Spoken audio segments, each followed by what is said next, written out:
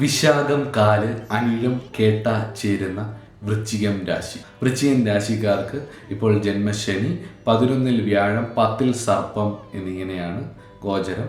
ജന്മശനി കാലമായതുകൊണ്ട് തന്നെ ഒരു മാനസിക ബുദ്ധിമുട്ടുകൾ കണ്ടമാനമുണ്ടാകും ഈ പ്രാവശ്യം വൃശ്ചിക രാശിക്കാർക്ക്. കന്നി 2 വരെ ചൊവ്വയുടെ യോഗത്തോടു കൂടി ശനി വൃശ്ചികം രാശിയിൽ നിൽക്കുന്നതിനാൽ ഒരു അഗ്നിമാരുത യോഗമാണ്. അതുകൊണ്ട് ശാരീരിക ബുദ്ധിമുട്ടുകൾ ഉണ്ടാവാനുള്ള സാധ്യതയുണ്ട്. ആവശ്യമില്ലാത്ത ടെൻഷൻ ഉണ്ടാവാനുള്ള സാധ്യതയുണ്ട്. അഗ്നി, വാഹനം തുടങ്ങിയ കാര്യങ്ങൾ കൈകാര്യം ചെയ്യുന്നവർ കുറച്ചൊന്ന് സൂക്ഷിച്ച് കൈകാര്യം ചെയ്യുക.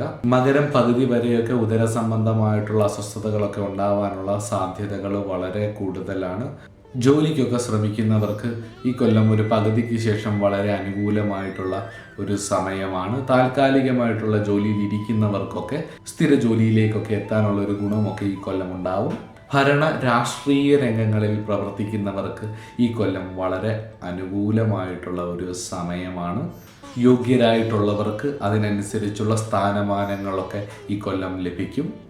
അതുപോലെ തന്നെ സിനിമ മുതലായ മേഖലകളിൽ പ്രവർത്തിക്കുന്നവർക്ക് ഈ കൊല്ലം കുറച്ചൊന്ന് സൂക്ഷിച്ച് കൈകാര്യം ചെയ്യേണ്ട വിഷയമാണ്. ശ്രദ്ധയില്ലാതെ ചെയ്യുന്ന വർക്കുകളൊക്കെ പരാജയപ്പെടാനുള്ള സാധ്യതകൾ ഈ കൊല്ലം ഉണ്ട്.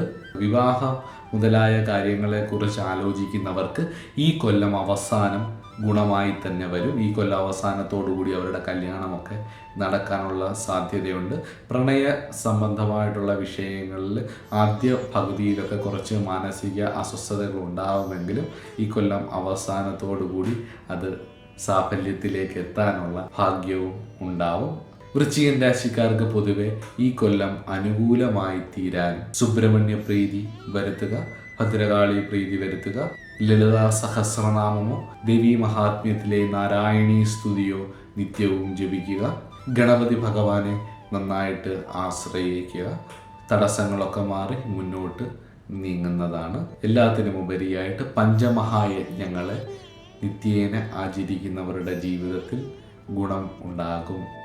നാനായോഗി മുനീന്ദ്ര ഹൃത്സു വസതി നാനാർത്ഥ സിദ്ധിപ്രദാ